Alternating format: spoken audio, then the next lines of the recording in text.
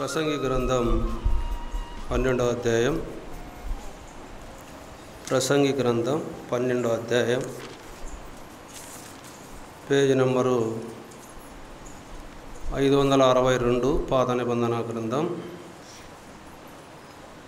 11వ వచనాన్ని మనం చదువుకుందాం. జ్ఞానులు చెప్పు మాటలు ములుకోలల వలెను చక్కగా కూర్చబడి బిగగొట్టబడిన మేకుల వలెను ఉన్నవి.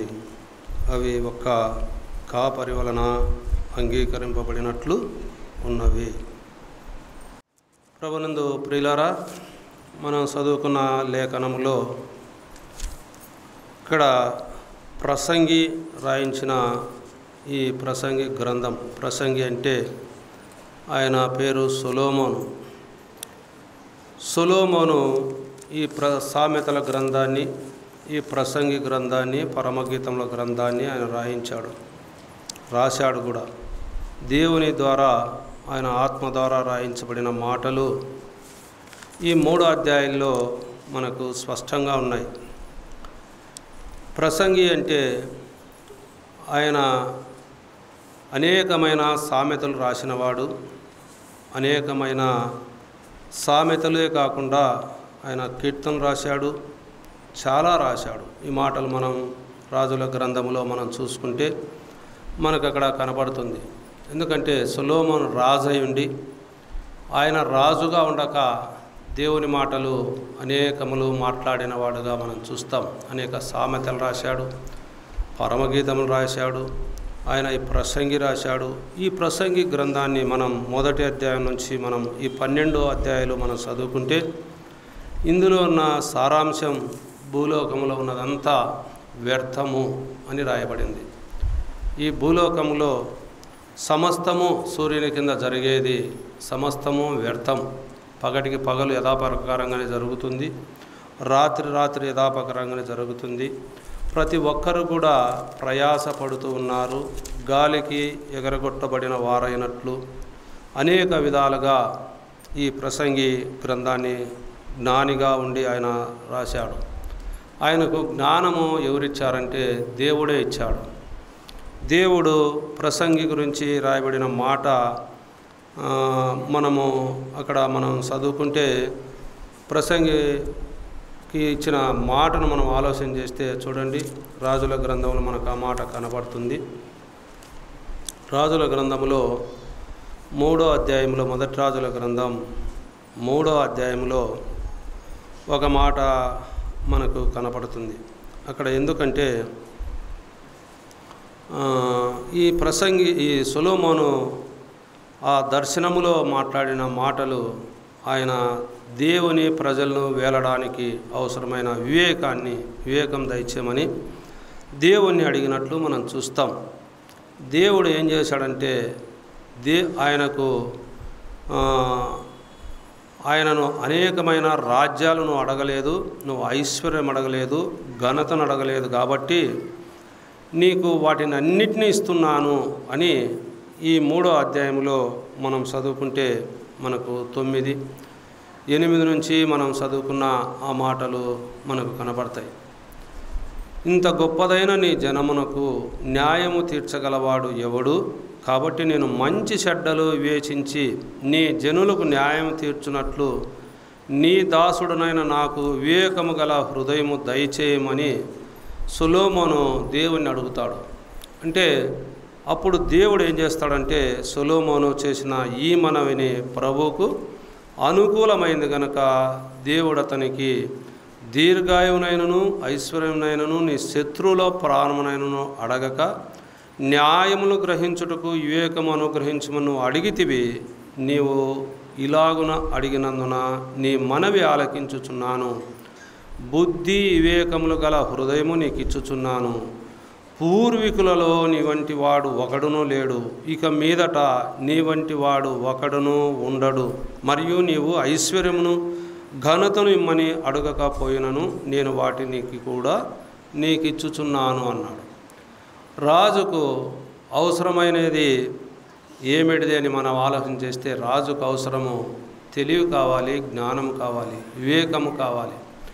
ఎందుకంటే అవి లేకపోతే రాజ్య పరిపాలన సరిత జరగదు. మనం చూస్తూ ఉన్నాం మన రాజకీయాల గురించి. ఎందుకంటే ఆ బుద్ధిహీనతను బట్టి వారు రాజ్యాన్ని సరిగా పరిపాలించలేక ఉన్నారు, ప్రజలను చక్కగా వేలలేకున్నారు, న్యాయమును చక్కగా జరిగించలేక ఉన్నారు. న్యాయాన్ని చక్కగా జరిగించాలంటే వారికి ఏం కావాలి? బుద్ధి కావాలి, వివేచన కావాలి, జ్ఞానము కావాలి. అవి లేకపోతే ఒకరికి న్యాయం జరగవచ్చు, ఒకరికి అన్యాయము జరగవచ్చు. ఎందుకంటే ఒకే విధముగా అందరికీ న్యాయం జరగడానికి వీలు లేదు. ఆ బుద్ధిహీనతతో మన వారు ఉన్నారు.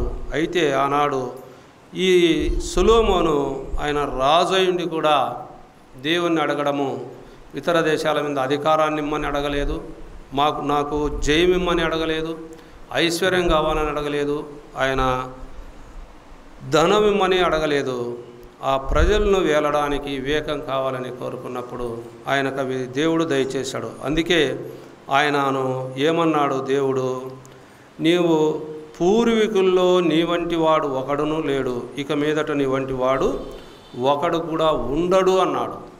అంటే అటువంటి జ్ఞానవంతుడు, అటువంటి జ్ఞానశాలి ఎన్నడూ కూడా ఉండడు అని సెలవిచ్చాడు. ఆయన రాస్తున్న ఈ మాటలు ఎంతో అమూల్యమైనవి. ఎందుకంటే ఆయన సర్వము అనుభవించిన వాడుగా మనం చూస్తాం. సొలొమోను సర్వాన్ని అనుభవించాడు, సర్వములో మునిగిన వాడుగా మనం చూస్తాం. అష్ట ఐశ్వర్యాలు అంటారే, వాటినన్నిట్లో మునిగి తేలినవాడు సొలొమోను. అయితే అన్నిటిలో ఆఖరికి చెడులో కూడా ఆయనంత మునిగి తేలినవాడు ఎవరు కూడా మనకు బైబిల్ గ్రంథంలో మనకు కనపరారు. ఆయనకు దాదాపు ఎంతమంది? 700 మంది భార్యలు, 300 మంది ఉపపత్నులు ఉన్నట్లు మనం బైబిల్ గ్రంథంలో చూస్తాం. అంటే అటువంటి మహారాజు ఆయన. ఇంత అన్నిట్లో కూడా ఆయన అష్ట ఐశ్వర్యాల్లో తేలినవాడు, జ్ఞానముగా రాజ్య పరిపాలన చేసినవాడు, పాపములో పడిపోయినవాడు, అనేక విధాలుగా ఆయన ఉన్నవాడు. అటువంటి ఆయన అదే మనం ఆలోచన చేస్తామే, గోడ ఏటు చెంప ఏటు తగిలినవాడుగా మనం చూస్తాం. చెంపదెబ్బ కొడితే చెంపదెబ్బ ఒకటే కాదు, గోడ దెబ్బ కూడా తగులుతుందని ఆయన అన్ని దెబ్బలు తగిలినవాడు, ఒకటే కాదు, మానవరీత్యా ఆలోచన చేస్తే. అటువంటి వాడు రాస్తున్న మాటలు, ఈ సూర్యుని కింద సమస్తము సమయం రాకముందే, దుర్దినాలు రాకముందే, చెడు కాలం రాకముందే, ఇవన్నీ ఆయన 11, 12 అధ్యాయాల్లో నీ యవ్వనమందే నీ సృష్టికర్త అయిన దేవుని స్మరణకు తెచ్చుకో అని రాస్తూ ఉంటాడు. ఎందుకంటే యవ్వనమందు దేవుని స్మరణకు తెచ్చుకోకపోతే, సృష్టికర్తను మనము జ్ఞాపకం చేసుకోకపోతే, ఒకానొక దినములో ఆ సృష్టికర్త వేసే తీర్పు ఎంత ఘోరంగా ఉంటుందో అది ఈ లోకం వదిలినాక తెలుస్తుంది, కానీ ఈ లోకంలో ఉండగా తెలియదు అది మానవునికి. ఎందుకంటే బైబిల్ గ్రంథం చదివిన వారు అది నిత్య నరకాగ్నిగుండం అని రాయబడి ఉంది. అది రెండవ మరణం. శరీరానికి ఒక మరణం ఉంది, ఈ శరీరం వదిలిపోతే ఆత్మకు రెండవ మరణం ఉంది. ఆ సృష్టికర్తను స్మరణకు తెచ్చుకోకపోతే, ఆ సృష్టికర్తను మనం విరగకపోతే అది రెండవ మరణంగా దేవుడు చూపిస్తున్నాడు. ఈ ఆత్మ ప్రభు సన్నిధిలో ఉండాలనేదే దేవుని యొక్క ఉద్దేశం. ఆ జ్ఞాని కూడా ఆ మాటలు ఇక్కడ మనకు రాయించాడు. చూడండి, అక్కడ మనం చూస్తే మనం చదువుకున్న లేఖనాల్లో మనము 8 నుంచి మనం చదువుకుంటే ప్రసంగి గ్రంథంలో సమస్తము వ్యర్థమని ప్రసంగి చెప్పుచున్నాడు. సమస్తము వ్యర్థము. ప్రసంగి జ్ఞాని వెండును, అతడు జనులకు జ్ఞానం బోధించెను. అతడు ఆలోచించి సంగతులు పరిశీలించి అనేక సామెతలను అనుక్రమపరచెను. ప్రసంగి ఇంపైన మాటలు చెప్పుచు పూనుకొనెను. సత్యమును గూర్చిన మాటలు యథార్థ భావంతో వ్రాయుటకు పూనుకొనెను. జ్ఞానులు చెప్పు మాటలు ములుకోలల వలె చక్కగా కూర్చబడి బిగగొట్టబడిన మేకుల వలె ఉన్నవి. అవి ఒక్క కాపరి వలన అంగీకరింపబడినట్లున్నవి. విధియుగాక నా కుమారుడా, హితోపదేశములు వినుము. పుస్తకములు అధికముగా రచించబడును, దానికి అంతము లేదు. విస్తారముగా విద్యాభ్యాసము చేయుట దేహానికి ఆయాసకరము. ఇదంతా వినిన తరువాత తేలిన పదార్థం ఇదే: దేవుని యందు భయభక్తులు కలిగి ఉండి ఆయన కట్టలను అనుసరించి నడుచుచుండవలెను. మానవ కోటికి ఇదే విధి అన్నాడు. చూడండి ప్రియులారా, ఎక్కువ విద్యాభ్యాసం చేసినా కూడా దాని దేహానికి అది ఆయాసకరమే అన్నాడు. చదువు చదువు చదువు అని చాలామంది ఎంతో విద్యాభ్యాసం కోసం పిల్లలను ఎంతో ప్రయాస పెడుతున్నారు. ఫలాన్ని చదవాలి, ఫలాన్ని చదవాలి, ఫలాన్ని చదవాలి. అయితే ఆ ప్రయాసమంతా అది ఎలా ఉందంటే దేహానికి అది ఆయాసకరంగా ఉంది. ఎక్కువ విద్యాభ్యాసం కూడా, చదువు కూడా దేహానికి అది ఆయాసకరంగా ఉన్నట్లు మనం చూస్తాం. అవసరమైనంత చదవాలి, అవసరమైనట్లు మనం ముందుకు సాగాలి. అయితే ఈ ప్రసంగి అన్న మాటలు జ్ఞానులు చెప్పు మాటలు ములుకోల వలె చక్కగా కూర్చబడి బిగగొట్టబడిన మేకుల వలె ఉన్నవి. అంటే పెద్దలు చెప్పే మాటలు పిల్లలకు ఎటువంటివి? సద్దెన్న మూటల్లాంటివి. ఆ మాటలు మనకు సామెతలు మనమే మాట్లాడుకుంటాం. ఒరే పెద్దల మాటలు వింటే అవి సద్దెన్నంతో సమానమురా, ఆకలిగా ఉన్నప్పుడు అవసరానికి ఉపయోగపడుతుంది అనే రకంగా మనము ఈ పెద్దల మాటలు మనం ఆలోచన చేస్తే అవి ములుకోల వలె చక్కగా అమర్చబడి ఉన్నవంట. చూడండి, చక్కగా కూర్చబడి బిగగొట్టబడిన మేకుల వలె ఉన్నవి. అవి ఒక్క కాపరి వలన మాత్రమే అవుతాయి అని ఉంది. ఒక్క కాపరి. ఆ కాపరి ఎవరో మనకు తెలుసు. దావీదు మహారాజయుండి కూడా ఆయన అన్న మాట 23వ కీర్తనలో మనం చదువుకుంటాం. 23వ కీర్తనలో మనం చదువుకుంటే ఆయన ఏమన్నాడు? యెహోవా నా కాపరి, నాకు లేమి కలగదు. యెహోవా నా కాపరి. చూడండి ప్రియులారా, ఒక రాజు, ఈయన ఎవరు? సొలొమోనుకు తండ్రి చెప్పే మాటలు యెహోవా నా కాపరి, నాకు లేమి కలగదు. అంటే నాకు కొదవ కలగదు అని అర్థం. నాకు కొదవై ఉండదు, నాకు ఏది కూడా నాకు కొరత అనేది ఉండదు, నాకు లేమి కలగదంటే నాకు ఏమీ కొరత ఉండదనే ఒక ఉద్దేశంతో ఆయన రాయించాడు. ఎందుకంటే దేవుడు మానవులను ఈ లోకంలో తన స్వహస్తాలతో తాను చేసుకున్నవాడుగా ఉన్నాడు. సృష్టికర్త, సర్వాధికారి. అందుకే 100వ కీర్తనలో ఆయన రాయించాడు. చూడండి, 100వ కీర్తనలో మనం చూస్తే 3వ వచనంలో, యెహోవాయే దేవుడని తెలుసుకొనుడి, ఆయనే మనల్ని పుట్టించెను, మనము ఆయన వారము, మనము ఆయన ప్రజలము, ఆయన మేపు గొర్రెలము. చూడండి ప్రియులారా, దేవుడు ఎవరిని పుట్టించాడంటే మనల్ని అందరినీ పుట్టించిన వాడు దేవుడే. దేవుడు లేకుండా మానవుడు తన సాయశక్తుల ప్రయత్నం చేసినా కూడా అది జరగదు. అయితే ఇప్పుడు మానవుడు తన తెలివితేటల ద్వారా అనేక విధాలుగా మానవుడు పిల్లలను సృష్టించాలని అనేక విధాలుగా ఆలోచన చేస్తున్నాడు. కానీ అయితే మానవునికి జ్ఞానం ఇచ్చిన వాడు దేవుడే. అయితే దేవుని ఆజ్ఞ లేనిది ఈ లోకంలో ఏ మానవుడు కూడా జన్మించలేడు. గర్భఫలము యెహోవా ఇచ్చు బహుమానము అని దైవగ్రంథం రాయబడింది. అంటే గర్భఫలం పొందాలన్నా దేవుడు ఇవ్వాల్సిందే. దేవుని ఆజ్ఞ లేనిది గర్భఫలం ఎవరు కూడా పొందలేరు. అది ఎవరి చేత కూడా కాదు. మనము ఎంతోమంది కోసం, మనం సంతానం కోసం మనం ప్రార్థన చేస్తూ ఉన్నాం. అయితే ఆయన ఇవ్వాలి, ఇచ్చినా దాన్ని నిలవబెట్టగలగాలి. అందుకే ఆయన ఈ కీర్తనలో ఆయన మాట్లాడుతూ, సమస్త దేశములారా యెహోవాకు ఉత్సాహధ్వని చేయుడి, సంతోషముతో యెహోవాను సేవించుడి, ఉత్సాహగానము చేయుచు ఆయన సన్నిధికి రండి, యెహోవాయే దేవుడని తెలుసుకొనుడి, ఆయనే మనల్ని పుట్టించెను,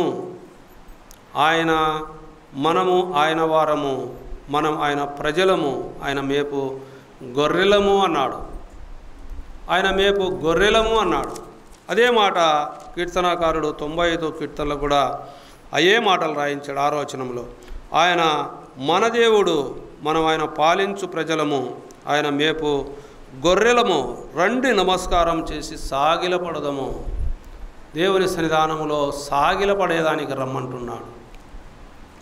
మనం ఆయన మేపు గొర్రెలము. ఆయన మేపు గొర్రెలం అంటే కాపరి గొర్రెలను ఎలా మేపుతాడో మనకు తెలుసు. కాపరి ఒక యజమానుడు ఇంటి కుటుంబాన్ని ఎలా కాస్తాడో మనకు తెలుసు. ఒక కాపరి తన మందను ఎలా మేపుతాడో మనకు తెలుసు.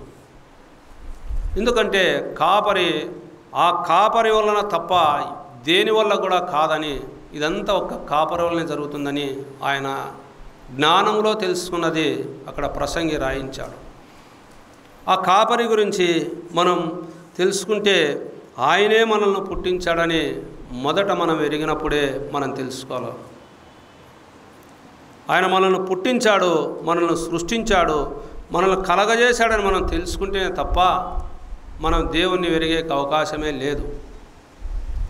సృష్టికర్త అయిన దేవుడు, సర్వాధికారైన దేవుడు, ఆయన మనల్ని పుట్టించాడు. పుట్టించిన వాడు ఆయన మనల్ని ఎలా కాస్తాడో కూడా మనకు జీవగ్రంథములో మనకు రాయబడి ఉంది. చూడండి 11వ అధ్యాయం యెషయా గ్రంథంలో మనం చూస్తే, యెషయా గ్రంథం 42వ అధ్యాయంలో 40వ అధ్యాయంలో చూడండి. 40వ అధ్యాయంలో మనకు మంచి కాపరి మనకు కనపడతాడు. అక్కడ 11వ వచనంలో చూడండి. 40వ అధ్యాయం యెషయా గ్రంథంలో, గొర్రెల కాపరి వలె ఆయన తన మందను మేపును, తన బాహువుతో గొర్రె పిల్లలను కూర్చి రొమ్మున ఆనించుకొని మోయును, పాలిచ్చు వాటిని ఆయన మెల్లగా నడిపించును. చూడండి ప్రియులారా, గొర్రెల కాపరి వలె ఆయన తన మందను మేపును. తన ప్రజలు ఎవరైతే ఉంటారో ఆయన మేపేవాడుగా ఉన్నాడు, ఆయన కాసేవాడుగా ఉన్నాడు. ఆయన తన బాహువుతో గొర్రె పిల్లలను కూర్చుకొని రొమ్మున ఆనించుకునేవాడుగా ఉన్నాడు. మనం ఆ మాట మనం చూస్తే లూకా రాసిన సువార్తలో మనకు 15వ అధ్యాయంలో మనకు కనబడుతుంది. లూకా రాసిన సువార్త 15వ అధ్యాయం మనం చూస్తే అక్కడ 3వ వచనం నుంచి మనం చదువుకుంటే, అందుకు ఆయన వారితో ఈ ఉపమానం చెప్పెను, మీలో ఒక మనుషునికైనను 100 గొర్రెలు కలిగి ఉండగా వాటిలో ఒకటి తప్పిపోయినడలా అతడు 99 అడవిలో విడిచిపెట్టి తప్పిపోయినది దొరుకు వరకు దానిని వెదక వెళ్ళడా. చూడండి ప్రియులారా, 100 గొర్రెలున్న ఒక్క గొర్రె తప్పిపోతే ఆ గొర్రె కోసం దేవుడు వెదికేవాడుగా ఉన్నాడు.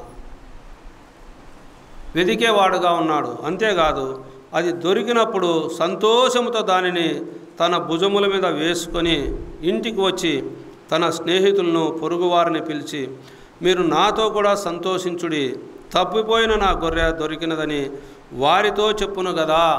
తప్పిపోయిన గొర్రె గురించి అక్కడ ప్రభువైన యేసుక్రీస్తుల వారు ఈ సామెత ఒకటి చెప్పాడు. అక్కడ అటువలే మారు మనసు అక్కర్లేని 99 మంది నీతిమంతుల విషయమై కలుగు సంతోషము కంటే మారు మనసు పొందు ఒక పాపి విషయమై పరలోకమందు ఎక్కువ సంతోషము కలుగును. 99 మంది నీతిమంతులు ప్రభు సన్నిధిలో ఉన్నను, ఒక పాపి కోసం ఎదురు చూస్తూ ఉంటాడు దేవుడు. దేవుడు పాపిని ప్రేమించేవాడు, ఆయన పాపాన్ని ద్వేషించేవాడు. ప్రభువైన యేసుక్రీస్తు ఆయన పాపాన్ని ద్వేషించేవాడు, పాపిని ప్రేమించేవాడు. 99 మంది నీతిమంతులు ఉన్నను, ఒక్క పాపి కోసం ఆయన ఆ మారు మనసు పొందేదానికి వెదికేవాడుగా ఉన్నాడు. కాపరి యొక్క బాధ్యత అది. కాపరి యొక్క బాధ్యత అది. ఆ కాపరి మన అందరి కొరకు ఆ పరలోకమును వీడి భూలోకానికి దిగి వచ్చాడు. అందుకే ఆయన అంటాడు కదా, మనం ఆయన్ను ప్రేమించలేదు, ఆయనే మనల్ని ప్రేమించి మన పాపములకు ప్రాయశ్చిత్తముగా ఉండటకు ఆయన్ని భూలోకానికి పంపెను. ఆయన్ని భూలోకానికి ఎందుకు పంపాడంటే మన పాపానికి ప్రాయశ్చిత్తముగా పంపాడు. పరలోకం నుంచి భూలోకానికి. గొప్ప కాపరి, ఆ మంచి కాపరి మనవాడుగా మన ప్రభువుగా ఉన్నాడు. ఆయన్ను ఆ కాపరి కిందికి ఎవరైతే వస్తారో వారందరినీ ఆయన మేపేవాడుగా ఉన్నాడు, తప్పిపోయిన దానిని వెదికేవాడుగా ఉన్నాడు. ఆయన అందరినీ ఆయన కాచేవాడుగా ఉన్నాడు. ఆయనే మనల్ని పుట్టించినవాడు. ఆయన ప్రజలం మనమైనాం, ఆయన మేపు గొర్రెలం మనమై ఉన్నాం ప్రియులారా. అందుకే యెహెజ్కేలు గ్రంథంలో కూడా ఒక మాట రాయించాడు యెహెజ్కేలు భక్తుడు. చూడండి యెహెజ్కేలు గ్రంథములో మనం చూస్తే యెహెజ్కేలు గ్రంథము మనం 34వ అధ్యాయంలో 11 నుంచి మనం చూస్తే అక్కడ ఒక మాట ఉంది. ప్రభువైన యెహోవా సెలవిచ్చున్నదేమనగా, ఇదిగో నేనే నా గొర్రెలను వెదకి వాటిని కనుగొందును. తమ గొర్రెలు చెదిరిపోయినప్పుడు కాపరులు వాటిని వెదకున్నట్లు నేను నా గొర్రెలను వెదకి చీకటి గల మబ్బు దినమందు ఎక్కడెక్కడికి అవి చెదిరిపోయినో అక్కడ నుండి నేను వాటిని తప్పించి ఆయా జనముల్లో నుండి వాటిని తోడుకొని వచ్చి ఆయా దేశముల్లో నుండి వాటిని సమకూర్చి వాటి దేశములోనికి వాటిని తెచ్చి పర్వతముల మీదను వాగుల మీదను దేశమందున్న సకలమైన కాపురపు స్థలము అందు వాటిని మేపెదను. నేను మంచి మేతగల చోట వాటిని మేపెదను. ఇశ్రాయేలు యొక్క ఉన్నత స్థలముల మీద వాటికి దొడ్డి ఏర్పడును. అక్కడ అవి మంచి దొడ్డిలో పండుకొనును. ఇశ్రాయేలు పర్వతముల మీద బలమైన మేతగల స్థలమందు అవి మేయును. నేనే నా గొర్రెలను మేపి పరుండబెట్టుదును. ఇదే ప్రభువగు యెహోవా వాక్కు. చూడండి ప్రియులారా, దేవుడు మనల్ని ఎలా మేపేవాడుగా ఉన్నాడు. ఎక్కడ తప్పిపోయినా కూడా తప్పిపోయిన వారందరినీ కూడా సమకూర్చేవాడుగా ఉన్నాడు. ఎక్కడెక్కడ ఉన్నవారందరినీ అక్కడ చేర్చేవాడుగా ఉన్నాడు.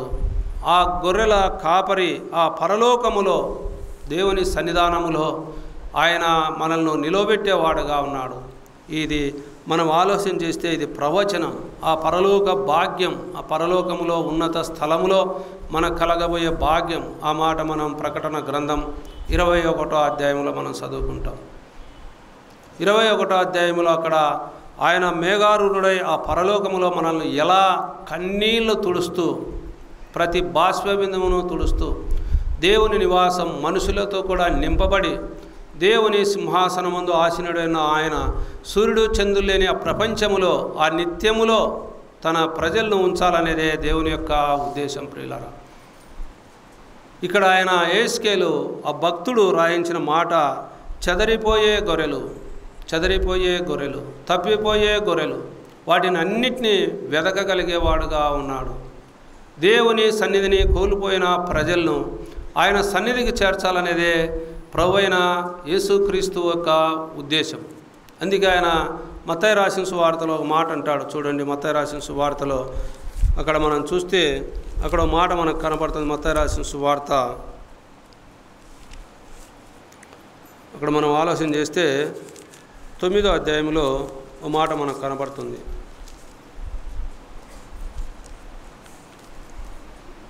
36వ వచనం చూడండి. ఆయన సమూహమును చూసి వారు కాపరి లేని గొర్రెల వలె విసిగి చెదరి ఉన్నందున వారి మీద కనికరపడి కోత విస్తారమే కానీ పనివారు కొద్దిగా ఉన్నారు గనుక తన కోతకు పనివారిని పంపమని కోత యజమాని వేడుకొనుడని తన శిశువులతో చెప్పాను. విస్తారమైన జనం. చూడండి ప్రియులారా, దేవుని నమ్మిన కొద్దిమంది, లోకమంతా విస్తారంగా ఉంది. వారికి ఏమి లేదు, కాపరి లేరు. కాపరి లేని గొర్రెల వలె ఉన్నారు. లోకమంతా ఎలా ఉందంటే కాపరి లేని గొర్రెల వలె ఉన్నారు. అందుకే వారి మీద కనికరపడుతున్నాడు ప్రభు.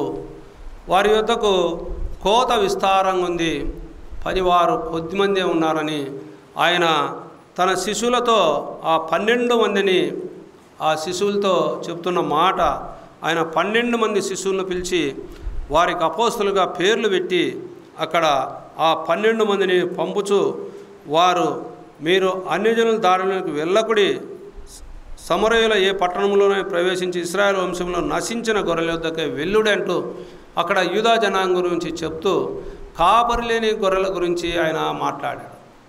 లోకము ఎంతో పాపముతో నింపబడి ఉంది. లోకమంతా సృష్టికర్తైన దేవుని వైపు మల్లుకోలేక ఉంది. కాపరి లేని గొర్రెల వలె వారు విసిగి చెంది ఉన్నారు. తప్పిపోయిన వారు, తప్పిపోయి అక్కడ ప్రభువునంటే తెలుసుకోలేని వారు ఎంతోమంది ఉన్నారు. తెలుసుకున్నవారు కొద్దిమందే, తెలుసుకోలేని వారు విస్తారంగా ఉన్నారు. ఒకరేమి మనమే మన కుటుంబాలను ఎత్తుకుంటే మన కుటుంబాలు సంపూర్ణ రక్షణలో లేవు. కాపరి లేని గొర్రెల వరే ఉన్నారు. తల్లిదండ్రులమని చెప్పుకుంటున్నాం కానీ ఆ తల్లిదండ్రులకు కాపరిగా మనం లేము. ఎందుకు? తల్లిదండ్రులను నమ్మితే పిల్లలు నమ్ముకోలేకున్నారు చాలామంది. కుటుంబ యజమానిగా, కుటుంబ యజమానురాలుగా మన పిల్లలను మనము సరిదిద్దుకోలేక చాలా విధమైన స్థితిలో మన పిల్లలే మనకు త్రోవ తప్పి తిరిగి మనకు వెదురాడువారుగా ఉన్నారు. యేసుక్రీస్తు ప్రభుల వారి గురించి చెప్తే చెప్పినారు పోండి అనేవారుగా ఉన్నారు. అయితే యేసుక్రీస్తు ప్రభుల వారి గురించి తెలుసుకున్నవారు ఎంతో ధన్యులు ప్రియులారా. అందుకే ఆయన కాపర్లేని గొర్రెల వరకు, ఆయన జనసమూహమును చూసినప్పుడు కాపర్లేని గొర్రెల వరే ఉన్నారు. ఆయన ఆ శరీరధారికి ఉన్నప్పుడు ఈ లోకంలో ఆయన సంచారం చేస్తూ అనేక మందిని స్వస్థపరుస్తూ వెళుతుంటే వేల జనం ఉన్నారు ఆయన వెనకమ్మడి, వేల జనం. అయితే వేల జనములో ఆయన అంగీకరించి ఆయన వెంట నడిచిన వారు 12 మందే శిష్యులు. చూడండి ప్రియులారా, వేల జనం. ఆయన ఆహారము 5 రొట్టెలు 2 చేపలు ఆయన అందరినీ పచ్చిగల చోట్ల కూర్చోబెట్టి ఆయన పంచినప్పుడు 5,000 మంది పురుషులు తిన్నారు. 5,000 మంది పురుషులు ఆ రొట్టెను ఆ చేపలు తిన్నారు. పురుషులు మాత్రమే, స్త్రీలు గాక పిల్లలు గాక 5,000 మంది పురుషులు ఆ ఆహారాన్ని తిన్నప్పుడు ఇంకా స్త్రీలు ఆ లెక్క ప్రకారం వేసుకుంటే స్త్రీలు డబల్ వచ్చింటారు ఎప్పటికైనా సంఘంలో ఎక్కడికైనా కానీ. అలాగే పిల్లలు ఎత్తుకుంటే ఇంచుమించు 20,000 జనము అక్కడ ఆహారం తిన్నారు. ఆహారం తినేదానికైతే ఆయన చుట్టూ వచ్చారు, స్వస్థపరచబడడానికి ఆయన చుట్టూ వచ్చారు, బాగుపడడానికి ఆయన చుట్టూ వచ్చారు. ఆయన వాళ్ళ రోగాలు బాగు చేసుకోవడానికి వారు ఆయన చుట్టూ ఆయన వెతికారు. కానీ ఆయన సృష్టికర్తైన దేవుడని చాలామంది గ్రహించలేకపోయారు. ఆయన సిలువ వేయబడినప్పుడు ఆయన సెలవిచ్చిన మాట, గొర్రెల కాపరిని కొట్టుదురు, గొర్రెలన్నీ చెదరిపోతాయంటే ఒక్కరు కూడా ఆయన వెంట లేరు. ఆయన వెంట ఒక్కరు కూడా లేరు. ఆఖరికి తన శిశువులు కూడా ఆయన వెంట లేరు. ఆయన ఒక్కడే ఆ కలువరిలో ఏకాఏకగా ఆయన ఆ కలువరిలో తన ప్రాణాన్ని అర్పిస్తూ కూడా ఆయన తండ్రి రేమి చేయుచున్నారో వీరు వెరగరు, వీరిని క్షమించమన్నారు. అనేక మంది స్త్రీలు ఆయన్ను చూసి రొమ్ము కొట్టుకుంటూ వేడుస్తూ ఉంటే అనేక మందిని చూసి, అమ్మ నా గురించి వేడవద్దు, మీ గురించి మీ పిల్లల గురించి వేడుడి అన్నాడు. మన పిల్లల గురించి మనం వేడుస్తున్నామా? ఆనాడే కాదు, ఈనాడు కూడా 2025 సంవత్సరాల క్రిందట జరిగిన సంఘటన అది. ఆనాడే కాదు, ఈనాడు కూడా నీ గురించి నీ పిల్లల గురించి వేడుస్తున్నామా? కాపరిలేని గొర్రెల వరే వారు చెదరిపోతున్నారు. సరిపోయిన వారి గురించి అక్కడ ఒక సహోదరి ఎంతో రాత్రింబగళ్ళు ప్రార్థన చేసిన సహోదరిని మనం చూస్తాం. అయ్యా కుమార్తె రిస్వా ఆమె పేరు. ఆమె తన 7 కుమారుల గురించి ఆమె ఎంతగా ఆమె బాధపడుతుందో. చనిపోయారు. అక్కడ ఒక మాట రాయబడింది, అయ్యా కుమార్తె యగు రిస్వా గోనెపట్ట తీసుకొని, 2 సమయాల గ్రంథం 21వ అధ్యాయంలో 10వ వచనంలో మనకు ఆ మాట కనబడుతుంది. చూడండి, అయ్యా కుమార్తె యగు రిస్వా గోనెపట్ట తీసుకొని కొండపైన పరుచుకొని కోతకాల ఆరంభం మొదలుకొని ఆకాశం నుండి వర్షము ఆ కళేబరముల మీద కురియ వరకు అచ్చటనే ఉండి పగలు ఆకాశ పక్షులు వాటి మీద వాలకుండాను రాత్రి అడవి మృగములు దగ్గరకు రాకుండాను వాటిని కాయుచుండగా. చూడండి ప్రియులారా, అయ్యా కుమార్తె రిస్వా ఆ కళేబరాల మీద కాకులు గద్దలు వాలకుండా, అక్కడ వర్షము పడకుండా వారి మీద కాపు కాస్తూ ఉంది. తన పిల్లల శవాల గురించి అక్కడ చూడండి, అది దావీదు కినబడింది. దావీదు వారి ఎముకలను తీసుకొచ్చి అక్కడ ఆయన పాతిపెట్టినట్లు మనం చూస్తాం.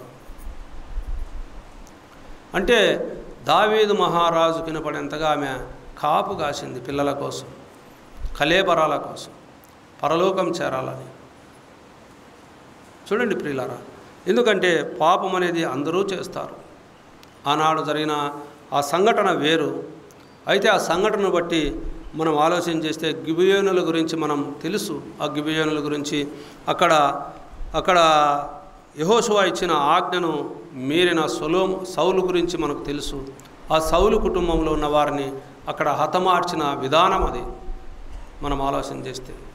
అయితే ఆమె ఎంత భక్తిపరురాలో, తన బిడ్డల గురించి ఎంతగా ప్రార్థన చేసిందో, ఆమె కాపల ఎన్నాళ్ళు కాసిందో చూడండి. అక్కడ మనం కోతకాల ఆరంభం మొదలుకొని ఆకాశం నుండి వర్షము కలేబరముల మీద పడు వరకు, ఇంచుమించు వర్షాకాలం ఎప్పుడు వస్తుంది, కోతకాలం ఎప్పుడు వస్తుంది, కోతకాలం ఆరంభం పంట పండిన తర్వాత తిరిగి వర్షం పడేంతవరకు ఎన్నాళ్ళు ఆమె కాపు కాసి.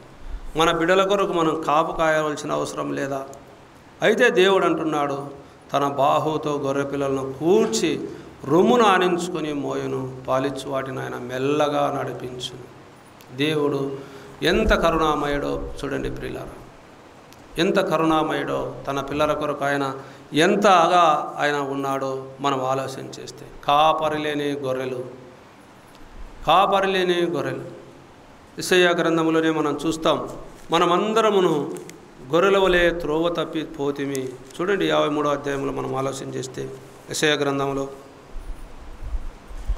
6వ వచనంలో, 53వ అధ్యాయం 6వ వచనంలో, మనమందరమును గొర్రెల వలె త్రోవ తప్పిపోతిమి, మనలో ప్రతి వాడును తనకిష్టమైన త్రోవను తొలగెను, యెహోవా మన అందరి దోషమును అతని మీద మోపెను.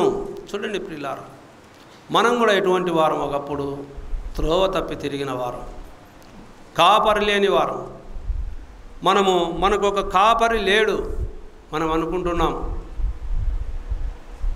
మన కాపరి ఉన్నాడు అని, అయితే కాపరి లేడు.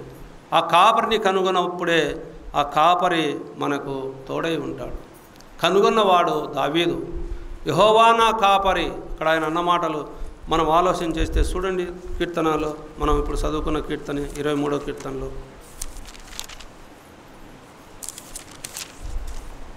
యెహోవా నా కాపరి, నాకు లేమి కలగదు, పచ్చిక గల చోట్లను ఆయన నన్ను పరుండజేయుచున్నాడు, శాంతికరమైన జలముల యొద్ద నన్ను నడిపించుచున్నాడు, నా ప్రాణమునకు ఆయన సేద తీర్చుచున్నాడు, తన నామమును బట్టి నీతి మార్గములో నన్ను నడిపించుచున్నాడు, గాఢాంధకారపు లోయల్లో నేను సంచరించినను ఏ అపాయమునకు భయపడను, నీవు నాకు తోడై ఉందువు, నీ దుడ్డుకరయు నీ దండమును నన్ను ఆదరించును, నా శత్రువుల ఎదుట నీవు నాకు భోజనము సిద్ధపరచుదువు, నూనెతో నా తల అంటి ఉన్నావు, నా గిన్నె నిండి పొర్లుచున్నది, నేను బ్రతుకుల దినములన్నీ కృపాక్షేమములే నా వెంట వచ్చును, చిరకాలము యెహోవా మందిరంలో నేను నివాసము చేసేదను.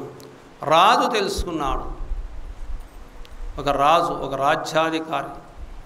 అప్పుడు ఇశ్రాయేలు ప్రజలను, యూదా జనాంగాన్ని వెళ్ళే రాజు యెహోవా నా కాపరి. ఆయన మన కాపరిగా మనమందరమును ఏం చేస్తున్నాం? గొర్రెల వలె త్రోవ తప్పిపోతున్నాం. ఆయన తన యందు భయభక్తులు కలిగిన వారికి ఎన్నో మేలులు దాచి ఉంచాడని కీర్తనకారుడు ఎన్నో కీర్తనలు రాయించాడు. 34వ కీర్తనలో మనం చదువుకుంటే చూడండి, అక్కడ 34వ కీర్తన 9వ వచనంలో, యెహోవా భక్తులారా ఆయనందు భయభక్తులు ఉంచుడి, ఆయనందు భయభక్తులు ఉంచువానికి ఏమీ కొదవలేదు, సింహపు పిల్లలు లేమి గలవై ఆకలిగొనును, యెహోవాను ఆశ్రయించు వారికి మేలు కొదవై ఉండదు అన్నాడు. దావీదు కీర్తనలో ఎంతో గొప్ప కీర్తనలు. కొదవ కలిగి ఉన్నాము అంటే మనం కాపరి కింద లేనట్టే లెక్క. ఏ కొదవ లేకుండా ఉన్నాము అంటే కాపరి నిన్ను కాస్తున్నాడని అర్థం. పేతురుతో అంటాడు కదా, పేతురు నువ్వు నన్ను ప్రేమించుచున్నావా? ప్రేమించుచున్నాను ప్రభువా, నా గొర్రెలను మేపుము, నా గొర్రె పిల్లలను మేపుము. పేతురు నువ్వు నన్ను ప్రేమించుచున్నావా? ప్రేమించుచున్నాను ప్రభువా, నా గొర్రెలను ఖాయము. పేతురు నువ్వు నన్ను ప్రేమించుచున్నావా? నీకే తెలియను ప్రభువా, నేను నిన్ను ప్రేమించు, నా గొర్రెలను మేపుము. చూడండి ప్రియులారా, గొర్రెల కాపరి, ఆ కాపరి మేపేవాడు, కాచేవాడు.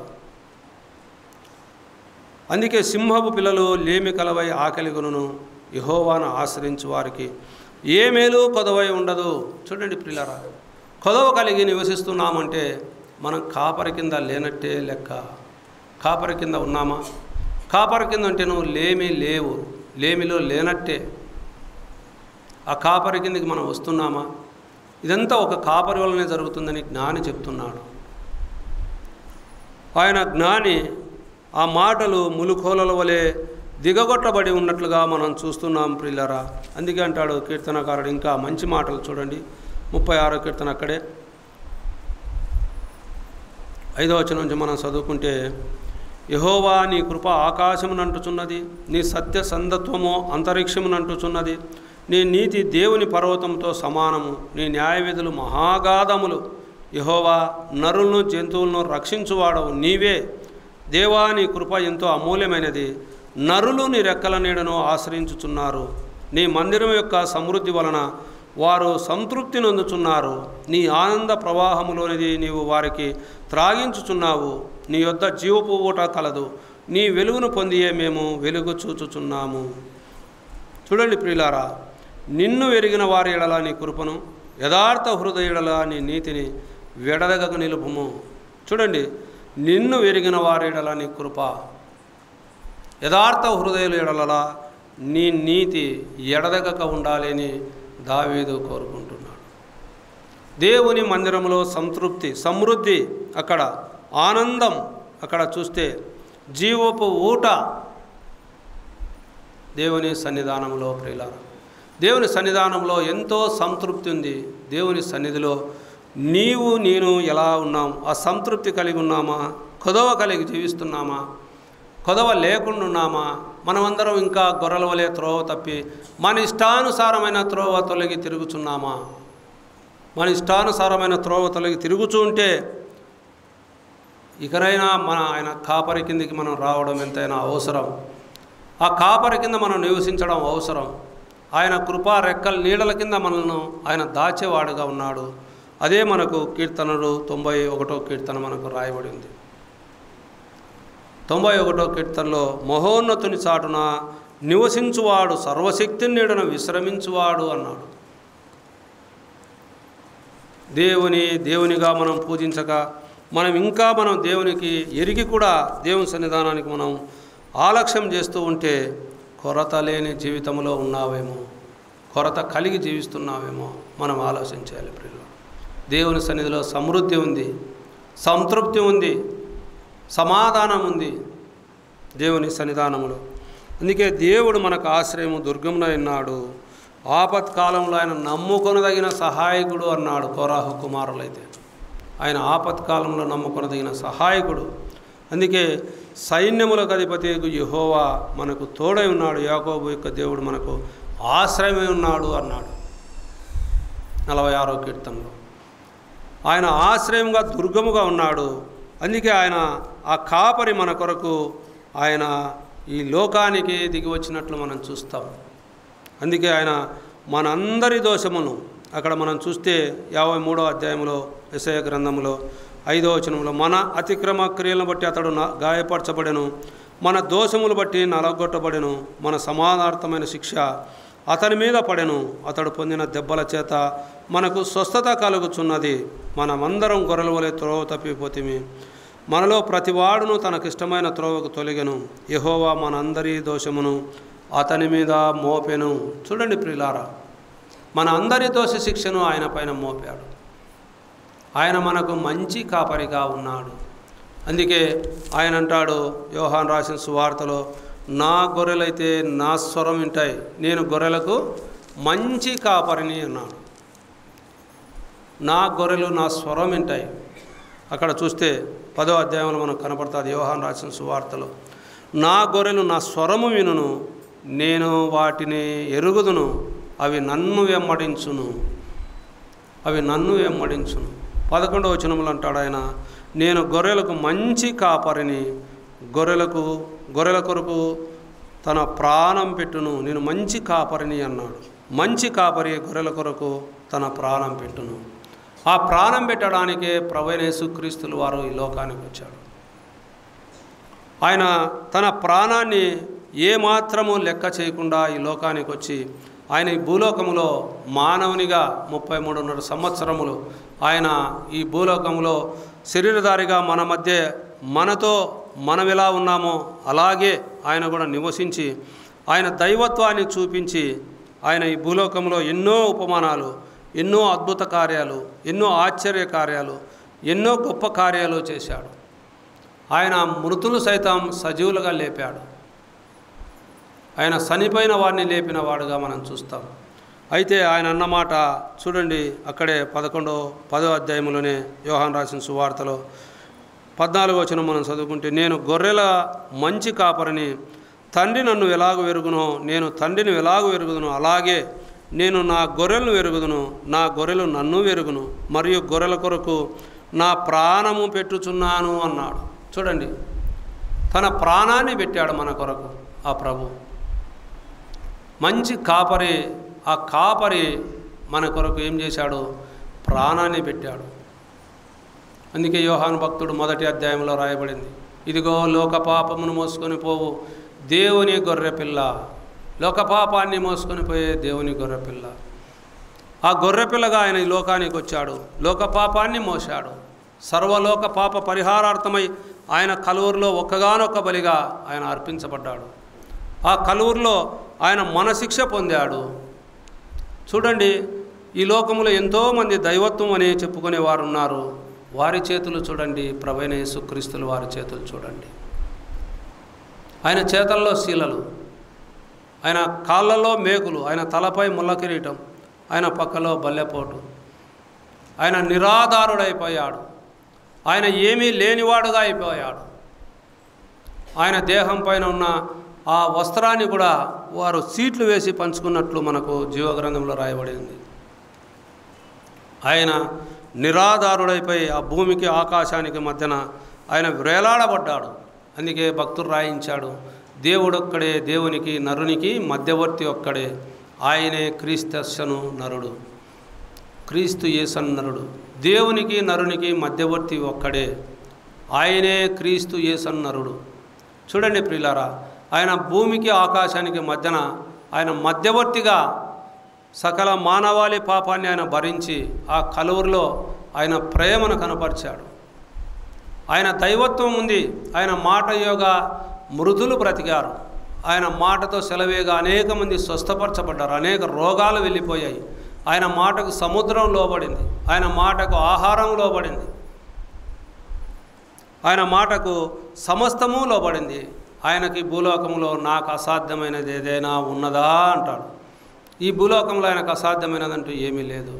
ఆయనకు సమస్తము సాధ్యమై ఉండి కూడా ఆయన గొర్రెల కొరకు ఏం చేశాడు?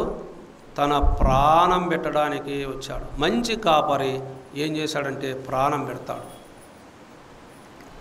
మంచి కాపరి తన గొర్రెల కొరకు ప్రాణం పెట్టేవాడుగా ఉన్నాడు. ఆ మంచి కాపరి మన కొరకయ్య కలువరిలో ఒక్కగానొక్క బలిగా ఇచ్చాడు.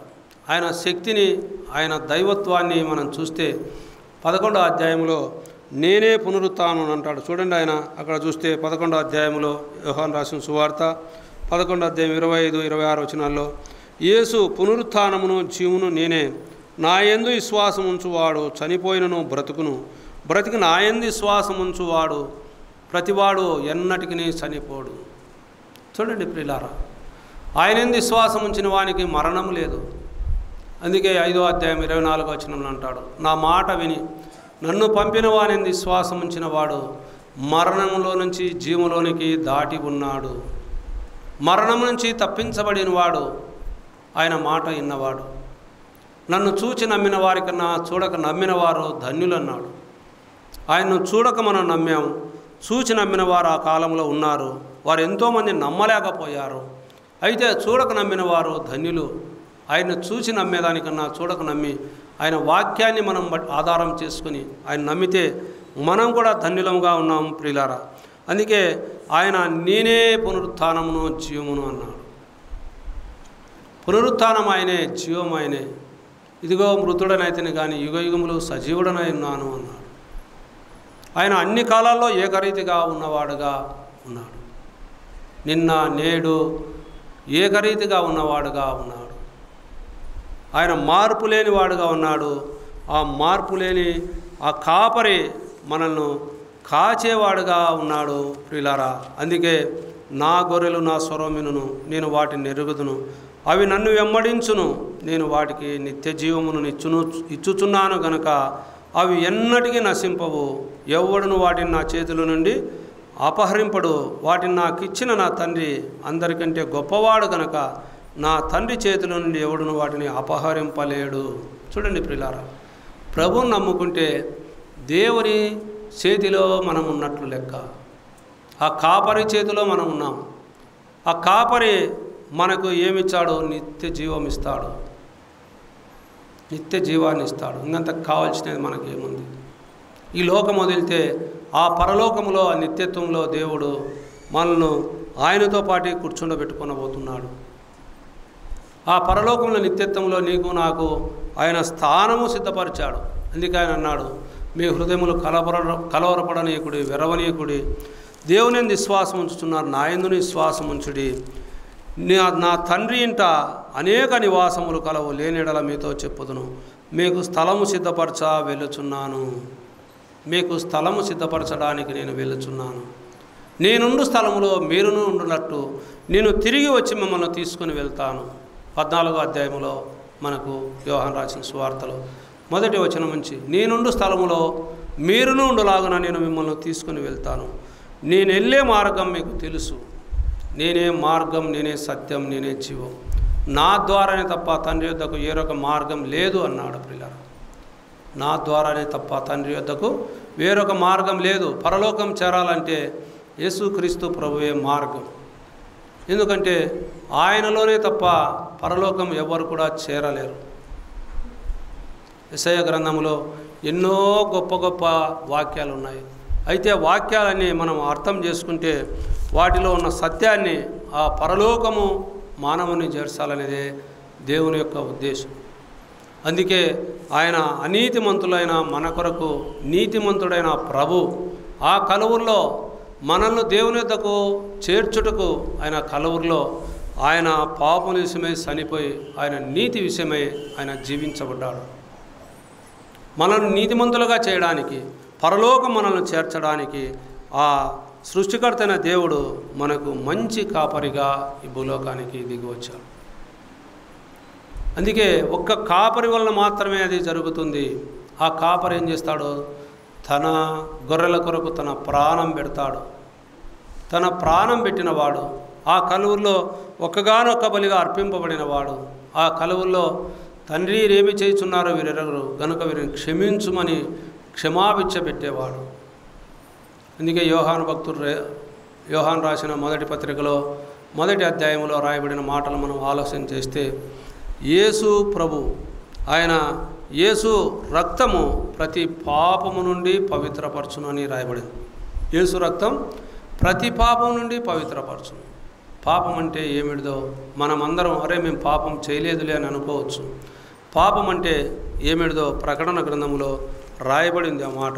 పాపం అంటే ఏమిటిదో ప్రకటన గ్రంథం 21వ అధ్యాయంలో మనం చూస్తే 8వ వచనంలో, పిరికివారు, అవిశ్వాసులు, అసహ్యులు, నరహంతకులు, వ్యభిచారులు, మాంత్రికులు, విగ్రహారాధికులు, అబద్ధికులందరూ అగ్నిగంధకంతో మండు గుండములో పాలు పొందుదురు, ఇది 2వ మరణము అన్నాడు. చూడండి ప్రియులారా, ఏమిటిది? అబద్ధం కూడా పాపమా అంటాం. అబద్ధాన్ని, పాపము ఎంత వీజీగా అబద్ధాన్ని నీళ్లు తాగినట్టు మానవులు తాగుతున్నాం.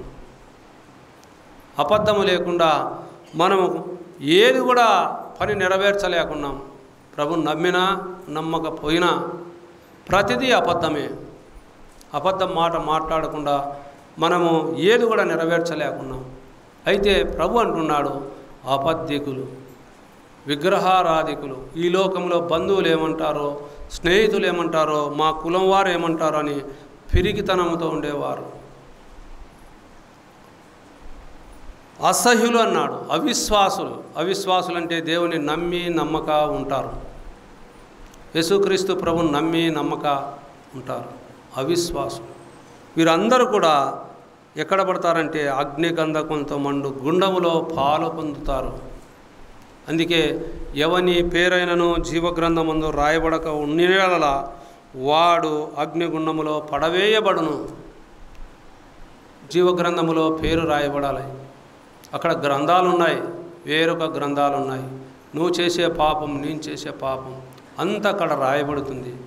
అయితే జీవగ్రంథం అనేది ఒకటి ఉంది. అది ఇప్పగలిగినప్పుడు అక్కడ నీ పేరు లేకపోతే అందరం కూడా అగ్నిగుండంలో పాలు పొందేవారముగా ఉన్నాం. ప్రభువైన యేసుక్రీస్తునందున్న వారికి ఏ శిక్షా విధి లేకుండా కొట్టివేశాడు. ఎందుకంటే ఆయనలో రక్షింపబడిన వారికి ఆయన పరలోకములో ఆయన తీర్పులైతే పాలుపంపులు పొందుతాం, కానీ తప్పులు చేసిన వారు అగ్నిగుణంచి తప్పించబడతారు. ఆ మాట కొరింథీయులకు రాసిన 2వ పత్రికలో మనకు దేవుడు రాయించాడు. యేసుక్రీస్తు ప్రభువుని నువ్వు నోటితో ఒప్పుకొని దేవుడైన మృతుల్లో నుండి లేపినాడని విశ్వసించిన యెడల రక్షించబడదు. తన్ని ఎందరు అంగీకరిస్తారో వారందరూ దేవుని పిల్లలయ్యేదానికి ఆయన అధికారం ఇచ్చాడు. ఆయనే పుట్టించినవాడు, ఆయనే మనల్ని సృష్టించినవాడు. ఆయన మనకు మంచి కాపరి, గొప్ప కాపరి, ప్రధాన కాపరి. ఆ కాపరి మన కొరకు ప్రాణం పెట్టినవాడు. ఆ ప్రాణం పెట్టినవాడు కాచేవాడు ఆ ప్రాణం పెట్టినవాడు. కాచి ఆ ప్రభు మనల్ని తన సన్నిధికి చేర్చుకునేవాడుగా ఉన్నాడు. అక్కడ ప్రభు సన్నిధిలో సూర్యుడు చంద్రుడు లేని ప్రపంచములో దేవుడు మనల్ని ఉంచబోతున్నాడు. ఆ పరలోకములో మనం ఉండాలి అని అనుకునేవారు ప్రభును అంగీకరించి ఆత్మరక్షణ పొందాలని మీకు ప్రేమపూర్వకంగా తెలియజేస్తున్నాను. ఎందుకంటే రక్తము చిందింపబడకుండా పాపక్షమాపణ కలగదని సామాన్యముగా చెప్పవచ్చును. అది ధర్మశాస్త్రం యొక్క నీతి. ధర్మశాస్త్రం యొక్క నీతి రక్తము చిందింపబడాలి, పాపక్షమాపణ కలగాలి అంటే. అయితే ఎద్దల యొక్కయు మేకల యొక్కయు జంతు చతుస్వాదం యొక్క రక్తము మానవుని పాపం తీసివేయబడదు. దానికి పరమాత్ముడై ఉండాలి, ఆయన పరిశుద్ధుడై ఉండాలి, ఆయన పాపము లేనివాడై ఉండాలి, ఆయన రక్తమే చిందింపబడాలి. అది ఎవరిదై ఉండాలంటే మరణశాసనం రాసిన వాడై ఉండాలి. ఆ మరణశాసనం రాసినది సృష్టికర్త అయిన దేవుడు, ఆ సర్వాధికారి. ఆదిలోనే మానవుని సృష్టించినప్పుడు నీవు ఈ తోటలో ఆ మధ్యలో ఉన్న చెట్టు ఫలం తినమునను సత్యదవు అన్నప్పుడు అక్కడ ఆజ్ఞను అతిక్రమించాడు. ఆ అజ్ఞాతిక్రమమే పాపముగా మారింది. ఆ పాపంలో వచ్చు మరణం, నిత్య నరకాగ్నిగుండం. ఆ అగ్నిగుండములో ప్రతి మానవుడు చేరడానికి దేవుడు ఆజ్ఞ ఇచ్చాడు. అయితే ప్రతి మానవుడు అగ్నిగుండానికి వెళ్ళుట ఆయనకు ఇష్టం లేదు గనక ఆయన తన సన్నిధికి చేర్చుకోవడానికే తన ప్రియకుమారుడుగా ఈ లోకానికి ఆయన శరీరధారిగా కన్యక మరియ గర్భమందు పరిశుద్ధాత్మ శక్తి ద్వారా ఆయన పురుషుడు సంయోగం లేకుండా జన్మించి ఆయన ఈ భూలోకంలో 33.5 సంవత్సరములు జీవించి ఆయన ఈ భూలోకంలో ఏ పాపం ఎరుగని వాడుగా అక్కడ శతాధిపతి దగ్గర ఆయన నాలో పాపం ఉన్నదని మీలో ఎవరైనా స్థాపింపగలరా అని ఒక ఛాలెంజ్ చేసిన వాడుగా యేసుక్రీస్తు ప్రభుల వారిని మనం చూస్తాం. జీవగ్రంథం అంతా చదివితే ఆయనలో పాపం కొంచెమైనా కనపడుతుందని నేటికి కూడా ఎంతోమంది శాస్త్రవేత్తలు వెదుగుతూనే ఉన్నారు. ఆయన పాపాన్ని గురించి ఎన్నో గ్రంథాలు చదువుతున్నారు. అయినా దాంట్లో ఆయనలో తప్పు పట్టాలని కూడా వెదిగినా కూడా తప్పు ఒకటి కూడా దొరక్క వారు సతమతమవుతున్నారు. ఎన్నెన్నో ఆటంకాలు, అభ్యంతరాలు. ఎందుకంటే సృష్టికర్తైన దేవుని చేరాలంటే అపవాది మనోనేత్రాలకు మానవునికి గుడితనం కలగజేసింది, సృష్టికర్తను వెరక్కుండా చేసింది. అందుకే మానవుడు ఈ లోకంలో తన దురాశలను అనేక విధాలుగా దేవునికి దురస్తుడవుతున్నాడు. మానవుడు నిత్య నరకాగ్నిగుణానికే వారసుడవుతున్నాడు. ఆ అగ్నిగుణం నుంచి తప్పించాలనే యేసుక్రీస్తు ప్రభుల వారు ఈ లోకానికి వచ్చి ఆయన ఒక్కగానొక్క బలిగా, ఒక్కగానొక్క అర్పణగా కలువరిలో తన ప్రాణాన్ని బలిగా ఇచ్చి తన రక్తాన్ని కార్చి, అందుకే ఆయన అంటాడు, ఇది నా రక్తము అనేకుల పాపముల కొరకు చిందింపబడుతున్న నిబంధన రక్తం అన్నాడు. పాపముల కొరకు చిందింపబడేది ఆ రక్తం. ఆ రక్తానికి సాదృశ్యంగా ఇప్పుడు పాత్ర మనకిచ్చాడు. ఆ పాత్రలో మనం ప్రతి ప్రభుదినం మనము పాలపంపులు పొందుతున్నాం. పాలపంపులు పొందే మనము కూడా దేవుని ఆ సృష్టికర్తైన దేవుని కాపరిగా మనం చేసుకుని ఉన్నామా? మన సొంత ఆలోచనలు మనం జీవిస్తున్నామా? మనం పరీక్షించుకోవాలి. ఆ కాపరి కిందకి మన కుటుంబాలన్నీ రావాలనేదే ప్రభు యొక్క ఇష్టం. మనమందరం గొలలో త్రోవ తప్పిపోయిన మనల్ని ఆయన రక్షించుకున్నాడు. రక్షించుకున్న మనము ప్రభు సన్నిధిలో ఆయనకి ఇష్టపూర్వకంగా జీవించి మన ఆత్మీయమైన జీవితాన్ని దేవుడు వచ్చు పర్యంతరము మనం జీవించిన నిరంతరం కాపాడుకునేదే దేవుడు కోరుకునేది. అందుకే ఆ దేవుని సన్నిధిలో ఆ మంచి కాపరి కిందకి మనం రావాలనేదే దేవుని యొక్క ఉద్దేశం. ఎవరైనా ప్రభుని ఎరక్కుంటే ఇంకనైనా ప్రభుని ఎరిగి ఆత్మరక్షణ పొంది, దేహానికి కాదు రక్షణ, ఆత్మకు రక్షణ. ఈ లోకం వదిలితే శిక్ష ఉంది, అది అగ్నిగుండం, అగ్ని గంధకంతో మండే గుండం. ఆ గుండంలో ప్రతి మానవుడు అక్కడ మరణించవలసి ఉంది. కాబట్టి ఆత్మరక్షణ పొంది ప్రభు సన్నిధికి చేరాలని ప్రేమపూర్వకంగా మీకు తెలియజేస్తాను.